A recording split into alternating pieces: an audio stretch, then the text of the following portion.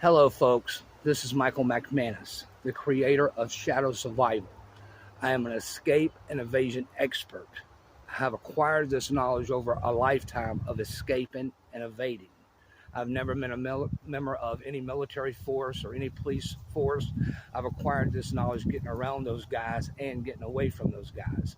At this time, I'm not wanted for anything. I've paid my debt to society. I am free and clear of anything like that, but I actually do have indictments out of the Eastern District of New York for escaping a federal facility and evading them. Not only did they indict me, they prosecuted me for it as well. So this is legitimate. This is not like made up nonsense. This is the real deal. I'm the real deal. So the topic of this video is, what do you do if you can somehow escape?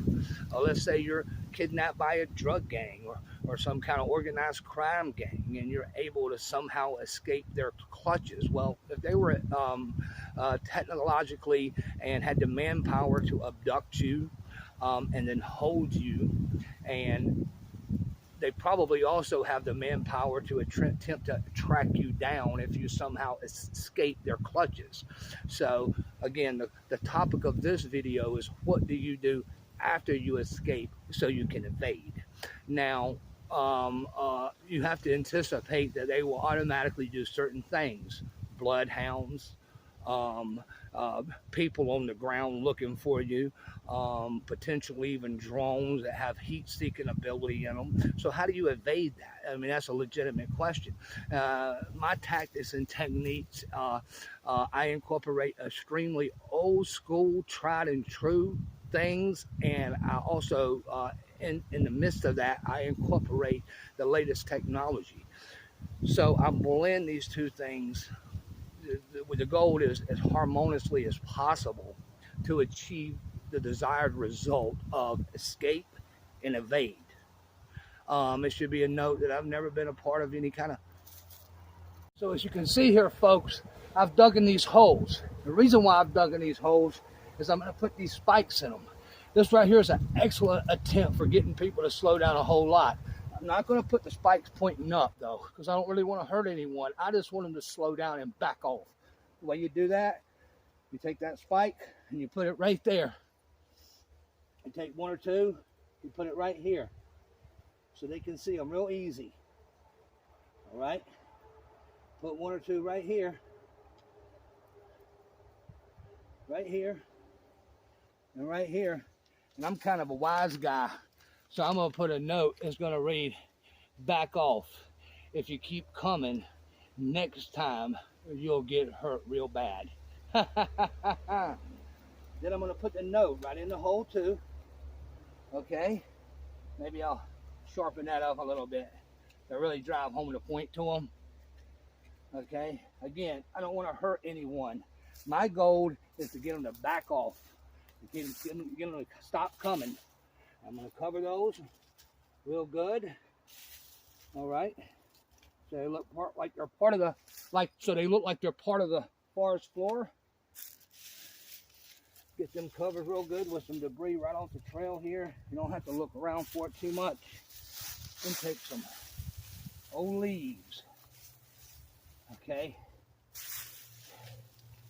And put them right on top.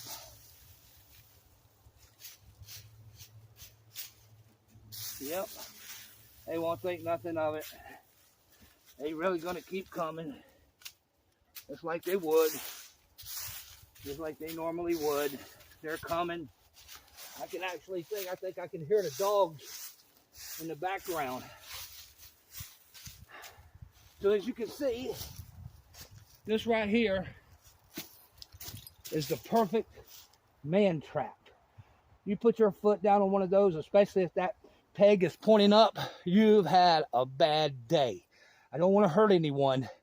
I just want them to know that they could have been hurt, and they don't know what holes and what spikes I've put on my back trail as I kept moving. So that right there is going to make them slow down a whole lot, be a lot more careful if they even decide to keep coming. Now, their next thing they got going in their favor is dogs. So specifically, bloodhounds. Bloodhounds are excellent trackers. So how do you get around the bloodhounds? It can be done.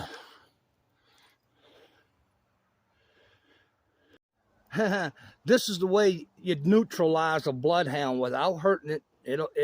What happens when you breathe in black pepper? It makes your nose run and you can't smell properly for anywhere from 5 minutes to 2 or 3 hours, depending on how much you breathe in. In any event, now you just neutralize their bloodhounds. Now, I'm not going to play with it. I'm going to dump like at least half of this right here on my back trail. All right? Right here on my back trail. All over the place.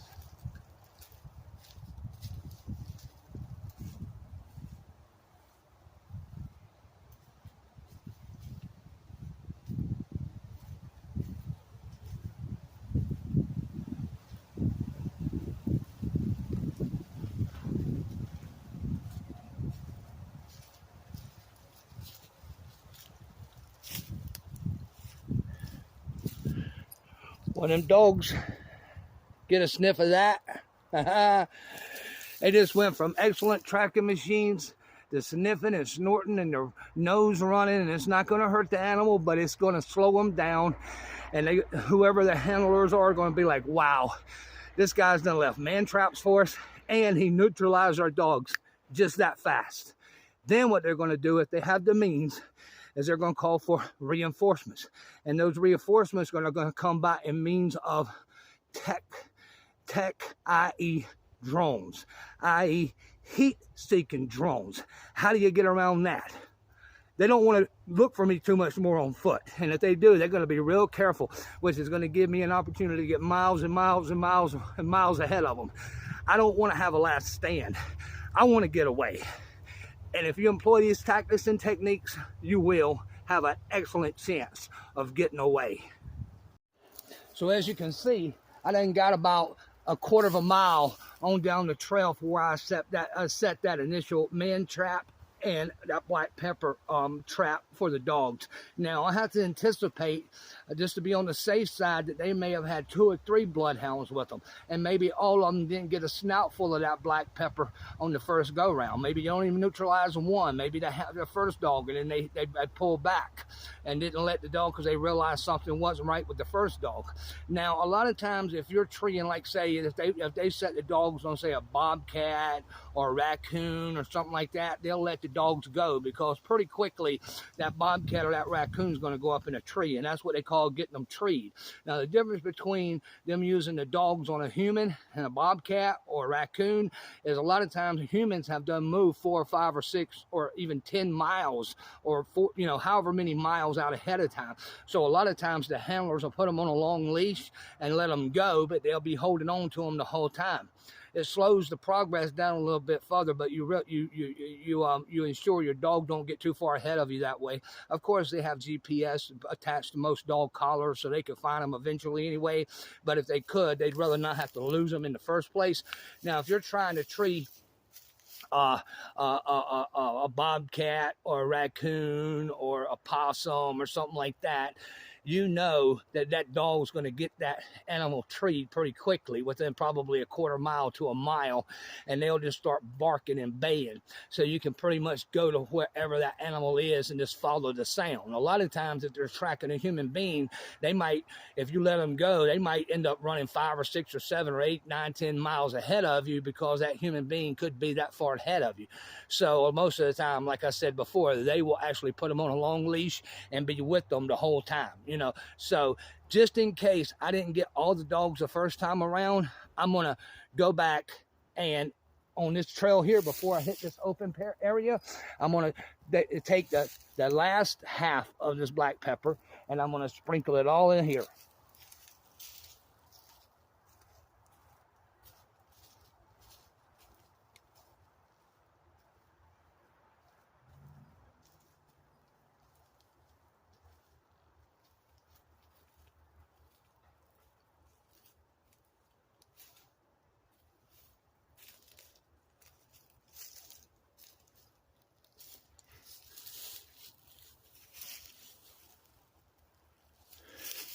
So if one dog kept going and didn't get a snout full the first time around, that'll neutralize the second or the third dog.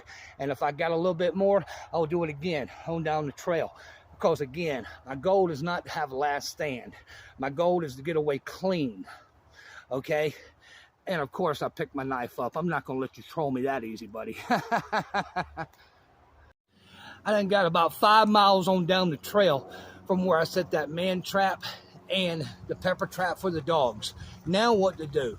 I can hear the drones flying, can you? They got the drones out looking for me. And not only they're visually looking, but they're also going to use heat signature equipment. Now, what do? This is what I would do. Now, I happen to have a regular $10 tarp with me. You don't need nothing fancy.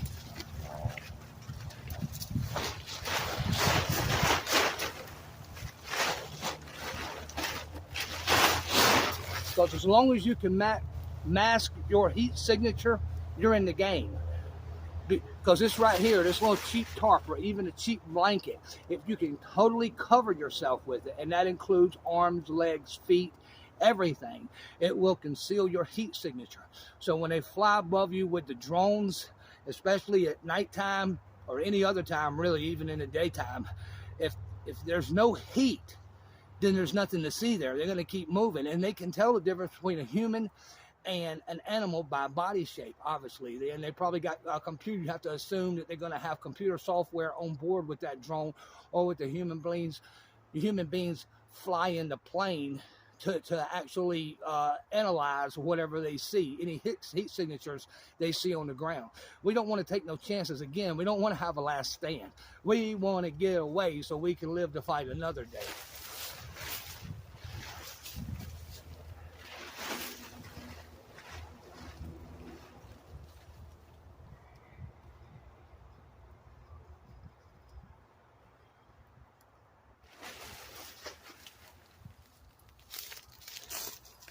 And that, my friend, you're away clean and you lived to fight another day without hurting anyone, without doing any permanent damage to anything. There's a right way and a wrong way to do everything. And that tactic is absolutely the right way. It's really one of the only ways, unless you can actually just outrun them or they don't have the means to track you.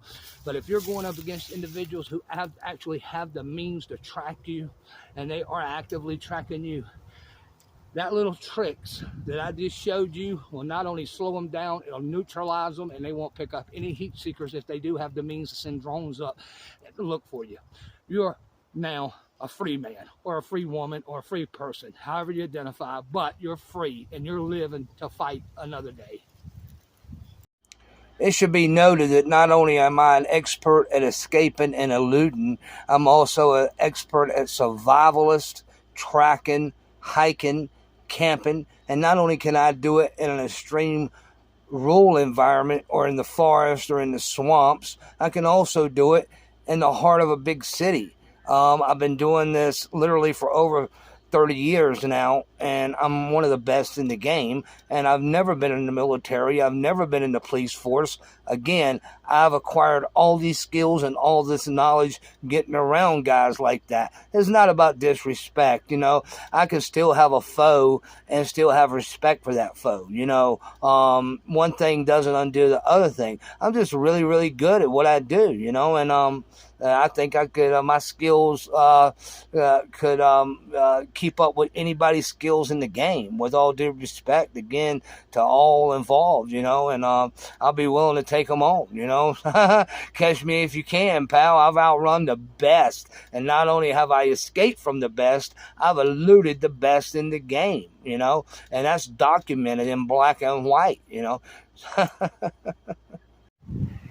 You know, with all due respect to the folks at YouTube, I've searched, you know, countless times survival and camping gear and techniques, and even though you do have some creators, you know, doing some relatively interesting stuff, at this point, you know, maybe it was new 10 years ago, but at this point, it's just became the same old, repetitive. You know, how many times do I need to be showed how to set a tent up?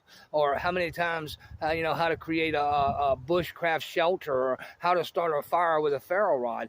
It's becoming pretty repetitive. You know, with all due respect, why don't you give some new creators an opportunity? You know, I know that there's tens of thousands of folks out out there that would watch my videos if you guys would put them into rotation.